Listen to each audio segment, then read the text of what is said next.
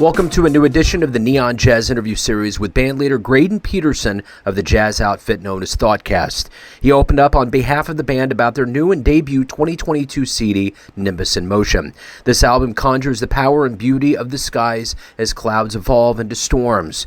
Over the course of 10 songs, listeners can hear the drama unfold from a morning mist to a full downpour. This concept was inspired by bands like Kneebody and even some bands outside the genre of jazz like Bjork and Radiohead. We get into all of this and so much more. Enjoy this interview. Before we get into Nimbus by Thoughtcast, I want to know from you, how did you survive COVID? You know, now that you got a new album out, live shows are picking up. Tell me how you survived that period as a jazz musician and how that process changed you. I picked up some new skills because I had basically all the free time in the world when I was doing nothing, sitting in a house. I learned how to use some audio equipment, specifically like digital audio workstation like Ableton, and I was doing some more live recordings of just like solo bass stuff at my house, and using that to work on composition and trying to explore different things around that. It took a long time since I was doing it all on my own, but all the resources are out there on the internet, so that was like the biggest thing that kept me busy. And sending those files to some friends, to other people who had like recording stuff at their houses and working on making and collaborating that way. That was the biggest thing I was doing during the pandemic.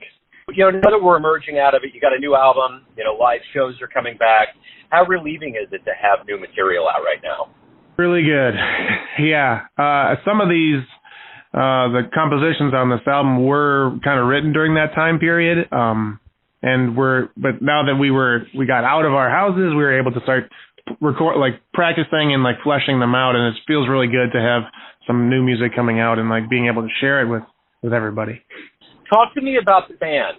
You know, talk to me about how you guys came together.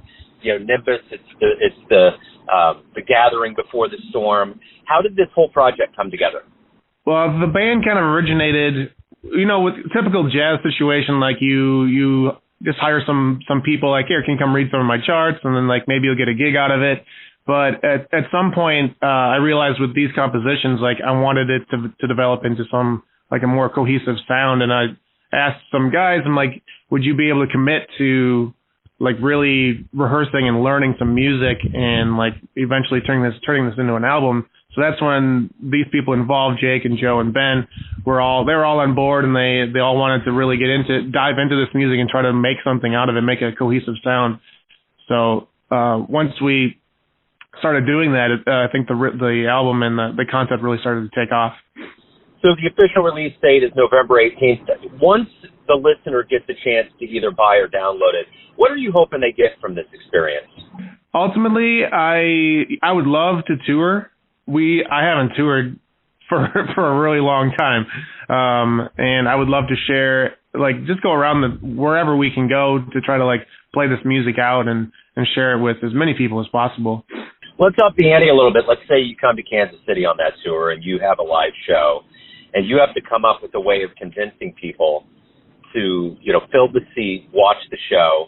What's the show from Thoughtcast going to be like? Well, I like to I try not to talk a ton, but I do like to talk a little bit about each of the tunes, like share the history with the compositional aspects with the audience, to help bring them in, to help give them little pieces to listen to. Maybe if they don't even need to know anything about music, but they might be able to understand like the concept of like trying to describe what, you know, like a thunderstorm and with the musical, you know, with musical instruments, that kind of thing. So I like to bring audience in that sense, and it's always going to be energetic. It's always going to be, I guess, like a dramatic thing. I like to have the music like take people on journeys rather than just, oh, here's a song, here's a song, here's a song. So each song kind of has like some sort of journey to take them on. So as a cornerstone of the Twin Cities jazz scene, let's talk about how we got there. Talk to me about how the seeds of jazz were sprinkled in you and grew into what you are today. As a bass player, I started out like accompanying people. That was like my primary job, and I loved it. I still do. I do that. It's like my main thing. I still do that. I play, you know, in trios. I buy a backup vocalist. I back up whoever comes into town. But at the same time, like I've always composition has always been a big part of what I like to do. I just don't always get a chance to express that or be able to share it with everybody. So during the pandemic, I guess I decided that this is something that I wanted to focus on, and this is something that I wanted to make more of an important factor in my musical career. So yeah, that's kind of how it came to be. You know, some concepts, you know, have been inspired by Kneebody, Bjork, Radiohead, you know, rather eclectic mixes that aren't necessarily in the jazz realm. Talk to me a little bit about influences for you, jazz and otherwise, that have made you find your own voice.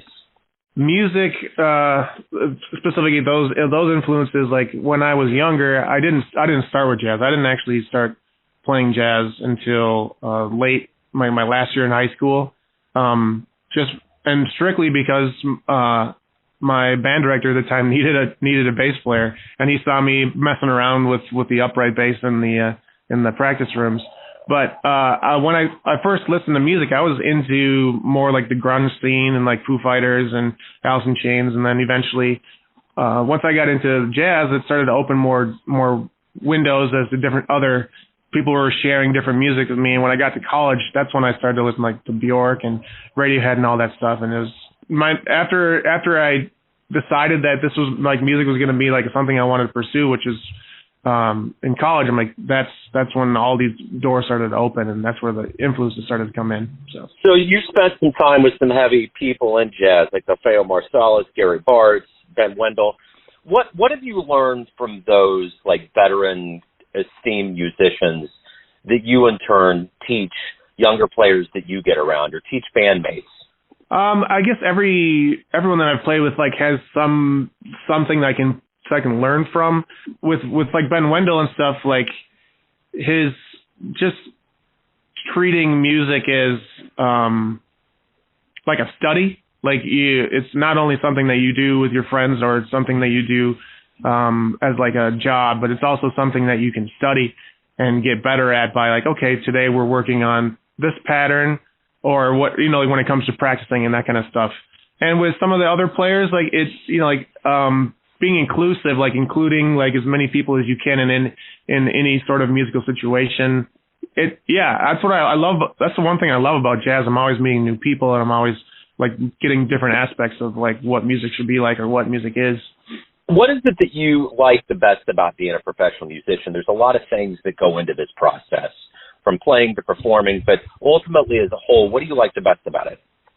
Probably what I was just saying, like the fact that every gig is, or every performance is kind of a new experience, or like something new that I can learn from, or like, oh, I've never played with this person, or I've never read this chart before, or this might be a really challenging thing for me, so it'll help me get better at playing music.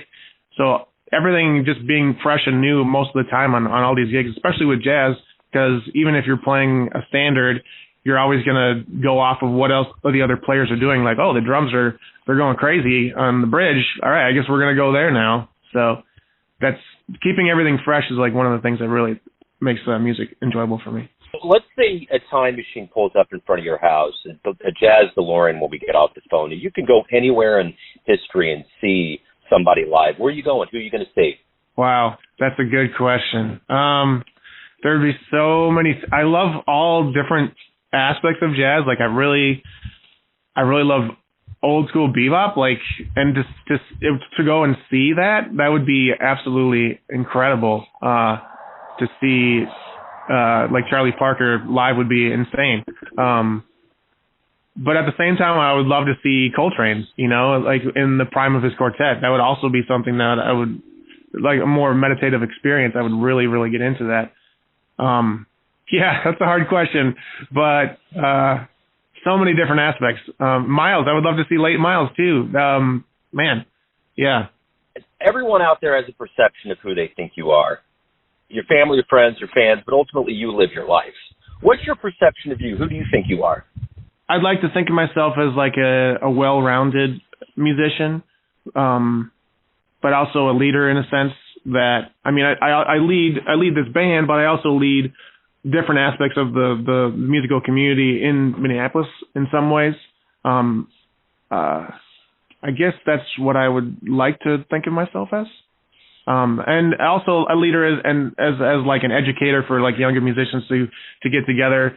And I don't really teach so much as I like to just have like mentorship facilities where like if people have questions, like or if they want to jam or have a session or something, I'm totally down for any of those opportunities. So you've touched on this a little bit, but why do you love jazz? Like I said, keeping everything fresh and keeping everything, like being able to, if like play a tune one way and then like 5 minutes later play the same tune a completely different way. And also just like always meeting new players and bringing them in and seeing what they have to offer to music and like, and it can be on this, like I said, it can be on the same song, but you switch out the drummer, everything can be completely different. You're going to interact in different ways. That's one of my favorite things about playing jazz. So, release day has to be kind of like birth, so to speak, for musicians. Do you do anything special on the release day, like on the 18th when the album comes out? Is there anything that you have that's like ceremonious that marks the day? This is my first, this is kind of like my first big release, so I don't have anything planned. I definitely want to play the record for, perform the record kind of as is, but we have a couple other tunes, some newer songs we're going to play. But yeah, I guess I haven't thought of that. Maybe I should have something more well planned. Yeah. You got a week, so it can definitely happen. Great, and this has been great, man. Thank you for opening up. Good luck with the album. Good luck with the shows and everything opening up. Okay, thank you so much, Joe. Thanks for listening and tuning in to another Neon Jazz interview, where we give you a bit of insight into the finest players in the Twin Cities, Kansas City, and spots all over the world, giving fans all that jazz. Thanks to Graydon for his time, music, and story. If you want to hear more interviews, go to Famous Interviews with Joe Domino in the iTunes Store. Visit neonjazz at youtube.com, and for everything Neon Jazz, go to the neonjazz.blogspot.com. Until next time, enjoy the jazz, my friends.